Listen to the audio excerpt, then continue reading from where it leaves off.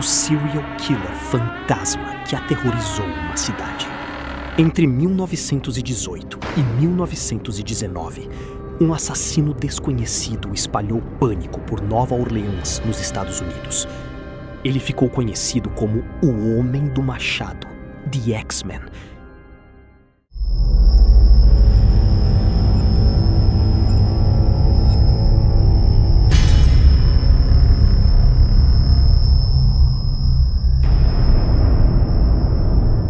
Porque costumava atacar suas vítimas com machados encontrados nas próprias casas delas.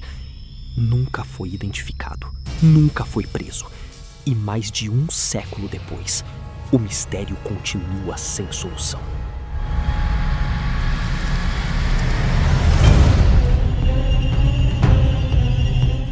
O início do pesadelo.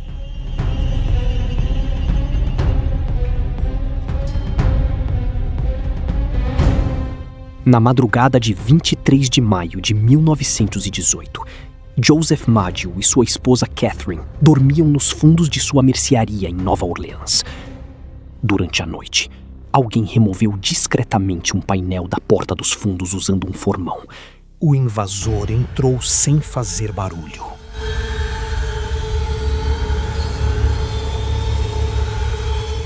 Catherine foi golpeada brutalmente e teve a garganta cortada. Joseph sofreu ferimentos semelhantes e morreu pouco depois. O assassino usou objetos encontrados na própria residência e deixou a cena sem roubar praticamente nada.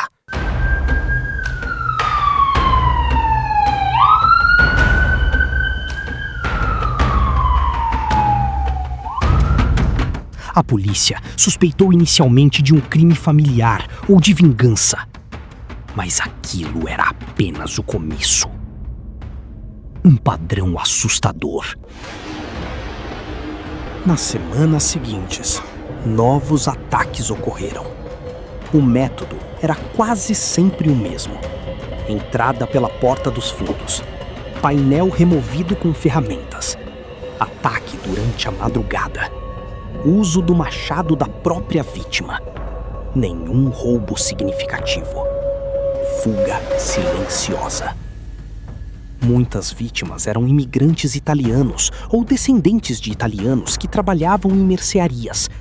Isso levou alguns investigadores a suspeitar de motivações étnicas ou de conexões com organizações criminosas, embora nenhuma teoria tenha sido comprovada.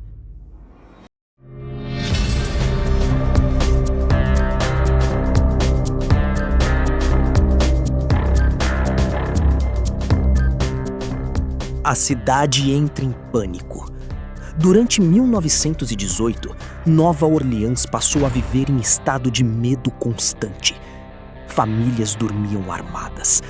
Muitos moradores reforçavam portas e janelas antes de deitar.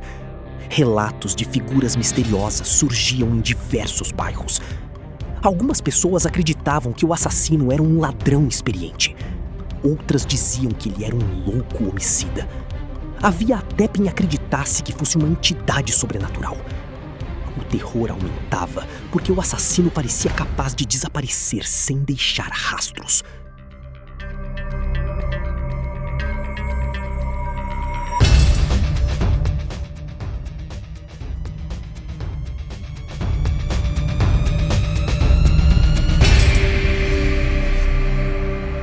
O ataque à família Cortimiglia.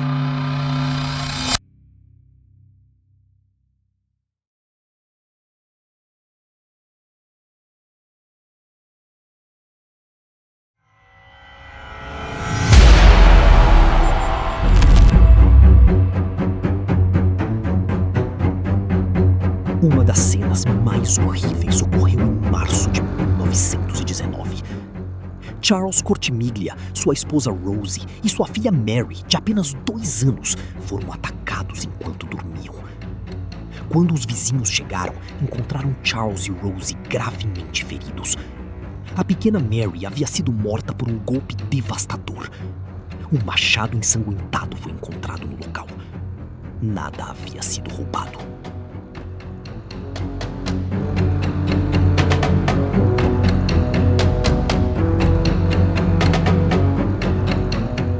A Carta do Inferno. Então aconteceu algo ainda mais estranho. Em 13 de março de 1919, um jornal local recebeu uma carta, supostamente escrita pelo próprio assassino.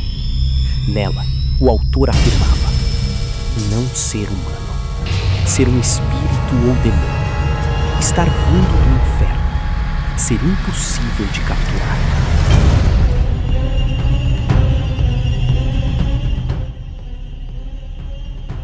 Mas a parte mais bizarra estava por vir.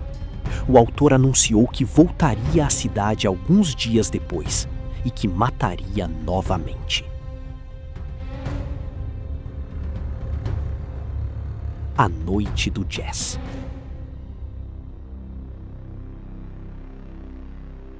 Em 19 de março de 1919, Nova Orleans viveu uma noite inesquecível.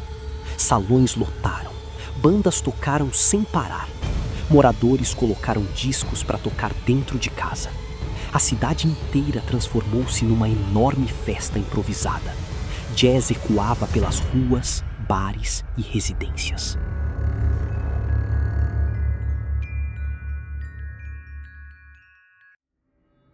As últimas vítimas.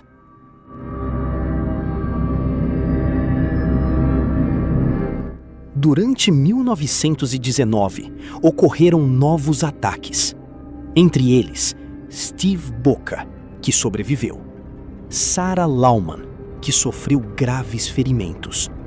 Mike Pepitone, considerado por muitos a última vítima confirmada. Após o assassinato de Pepitone, em outubro de 1919, os ataques simplesmente cessaram.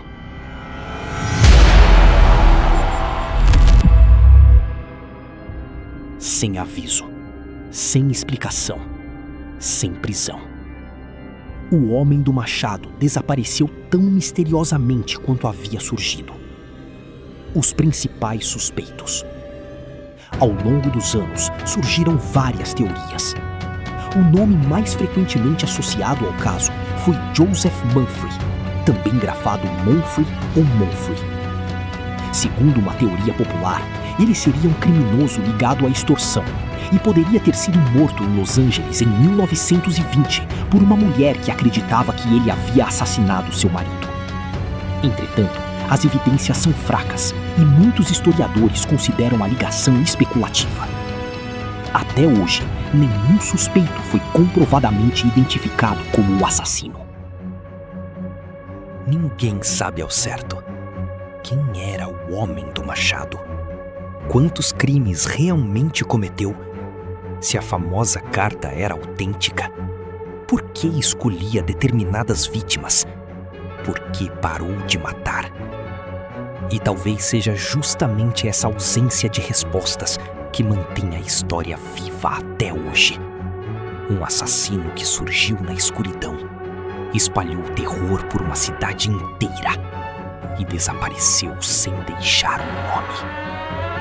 Feche a porta, apague as luzes e olhe por cima do ombro, porque este foi apenas um dos muitos mistérios que vamos desvendar. Inscreva-se no canal e venha conosco para a próxima história que desafia a explicação, porque